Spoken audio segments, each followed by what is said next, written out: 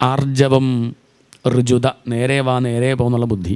സന്തോഷ, എന്ത് വന്നാലും ജീവിതത്തിൽ സന്തോഷിച്ചിരിക്കാനുള്ള കഴിവ്. ഇതൊക്കെ നമ്മൾ നേടിയെടുക്കണം. സന്തോഷം ഉണ്ടാവുമെന്നല്ല, നമ്മൾ ഉണ്ടാക്കുക. ഇതാണ് ജീവിതത്തിന് അർത്ഥമൊന്നുമില്ല, പിന്നെ നമ്മൾ ഉണ്ടാക്കുക വേണ്ട, ഒരർത്ഥം ഉണ്ടാക്കണം. അല്ലെങ്കിൽ ഇപ്പോൾ ജനിച്ചു കുറച്ച് കഴിഞ്ഞാൽ മരിക്കും ചെയ്യും, ഇത്രയേ ഉള്ളൂ. അത് നമ്മൾ സന്തോഷിക്കാനായിട്ട് നമ്മൾ ശ്രമിക്കണം. ദുഃഖിക്കാൻ വേണ്ടിയിട്ട് നമ്മൾ ശ്രമിക്കൊന്നും വേണ്ട. വേണോ? നമ്മൾ ചിരിക്കാൻ വേണ്ടി ശ്രമിക്കണ്ടേ? അല്ലാണ്ട് അങ്ങനെ ചിരി വരുമോ? നമ്മൾ വെറുതെ ഇരിക്കുമ്പോൾ നമ്മൾ ഫോട്ടോ എടുത്ത് നോക്കും, നമ്മളെങ്ങനെയാവും? അതെ, ഒന്ന് വെറുതെ നോക്കിയാൽ മതി. വെറുതെ ഇരിക്കുമ്പോൾ ഒക്കെ അധികം മറ്റേതെന്ത് വേണം? സ്മൈൽ പ്ലീസ് പ്ലീസ് എന്ന് പറഞ്ഞിട്ടാണ് ഇങ്ങനെ, എന്നിട്ടും ലേശം അങ്ങനെ അവസാനം അത്രയേ ഉള്ളൂ. അത് നമ്മൾ ശ്രമിക്കണം. അതുകൊണ്ട് സന്തോഷിക്കാനുള്ള അവസരം നമ്മൾ തന്നെ ഉണ്ടാക്കുക.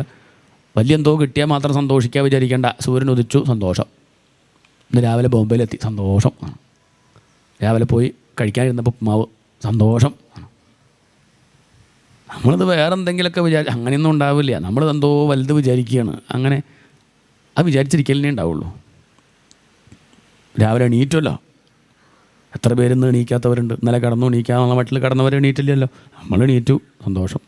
വലിയ പ്രശ്നമൊന്നും ഇപ്പോഴും ഇല്ല, വന്നിരിക്കുന്നുണ്ട്, ശ്വാസപ്പോഴും വലിയ ബുദ്ധിമുട്ടൊന്നുമില്ല.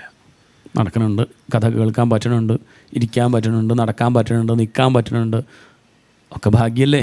അതുകൊണ്ട് സന്തോഷിക്കുക. ഇങ്ങനെ സന്തോഷിക്കണം. അതല്ലാതെ ഞാൻ എന്തോ വിചാരിക്കുന്നത് അത് കിട്ടിയാലേ സന്തോഷിക്കുള്ളൂ. ആ വാശി ഒഴിവാക്കൂ. സന്തോഷ സമദൃക് സേവ, സമദൃക്കുകളെ സേവിക്കുക എന്നാണ്. എല്ലാത്തിലും ഈശ്വരനെ കാണുന്നവരെ സേവിച്ചു കഴിഞ്ഞാൽ കുറച്ച് കഴിഞ്ഞാൽ നമുക്കും ആ കഴിവ് കിട്ടും. നമുക്കിപ്പോൾ ഇല്ലെങ്കിൽ എന്ത് ചെയ്യുക? മഹാത്മാക്കളെ പൂജിക്കുക, അവരെ കാൽക്കൽ വീണ് നമസ്കരിക്കുക, പൂജിക്കുക, അവരുടെ ഒപ്പം സഞ്ചരിക്കുക. കുറച്ച് കഴിയുമ്പോൾ അവിടുന്ന് ആ ഒഴുക്ക് നമ്മളിലേക്ക്, ആ സ്വഭാവം എത്തും. അതുകൊണ്ട് എല്ലാത്തിലും സമത്തെ കാണാൻ സാധിക്കുന്നില്ലെങ്കിൽ അങ്ങനെ കണ്ടവരെ എന്ത് ചെയ്യൂ? ഒന്ന് വീണ് നമസ്കരിക്കൂ. അപ്പം അവരെ സേവിച്ചു കഴിഞ്ഞാൽ നമുക്കും എല്ലാത്തിലും ആ ബ്രഹ്മത്തെ കാണാൻ സാധിക്കും. ഇടയ്ക്ക് മിണ്ടാണ്ടിരിക്കാൻ ശ്രമിക്കണം. നമ്മൾ ഏകാദശിയൊക്കെ ഒന്നും കഴിക്കാണ്ടിരിക്കണില്ലേ? അതുപോലെ മനസ്സിലും എന്ത് ചെയ്യണം? അവിടെ വേണം ഉപവാസം. ഒന്നും കഴിക്കാണ്ടിരിക്കണം, മനസ്സിൽ ഒരു ചിന്തയില്ലാതെ മിണ്ടാണ്ടിരിക്കാൻ ശ്രമിക്കണം. അതാണ് മൗനം. അത് ശീലിക്കണം. ആത്മവിമർശനം, തന്നെ വിമർശിക്കണം.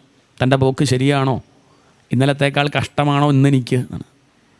പുറമെയുള്ളതല്ല നോക്കുന്നത് കേട്ടോ. പുറമെ നോക്കിയവർക്ക് പണം കൂടുകയുള്ളൂ, കേമത്തൊക്കെ കൂടുന്നേയുള്ളൂ, സംശയമില്ല.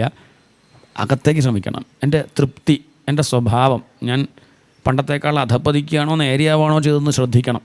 വിശകലനം ചെയ്യണം ഓരോ ദിവസവും കിടക്കുന്നതിൻ്റെ മുന്നേ. എന്നിട്ടോ നല്ല കർമ്മങ്ങൾ തുടരണം. കുറച്ച് അബദ്ധ കർമ്മങ്ങളൊക്കെ അപകടം ചെയ്തിട്ടൊക്കെ ഉണ്ടാവും. മനുഷ്യനല്ലേ, പറ്റിപ്പോവും. വിഷമിക്കണ്ട. ഇനി ഞാനത് ചെയ്യില്ല എന്ന് ഉറപ്പിക്കണം. പറ്റിച്ചാൽ അത് ചെയ്ത അടുത്ത് പോയിട്ട് നാളെ സോറി കേട്ടോ, അറിയാണ്ട പറ്റിപ്പോയതാണ്, ക്ഷമിക്കണം എന്ന് പറഞ്ഞ് തന്നെ നവീകരിച്ചു കൊണ്ടുവരണം. അന്നാദ്യ അതേ സംവിഭാഗ, ഭക്ഷണം കഴിക്കുമ്പം കൊടുത്തിട്ട് കഴിക്കണം. മനുഷ്യർക്ക് മാത്രമല്ല, ഭൂതേഭ്യശ്ച, മൃഗങ്ങൾക്കും പക്ഷികൾക്കും കൊടുത്തിട്ട് കഴിക്കണം. അവരിലൊക്കെ ഇരിക്കുന്നത് ഈശ്വരനാണെന്നുള്ള സത്യം തിരിച്ചറിയണം.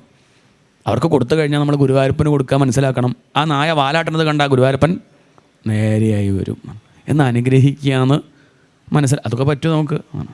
അത് സാധിക്കണം. തേഷു ആത്മദേവതാ ബുദ്ധി.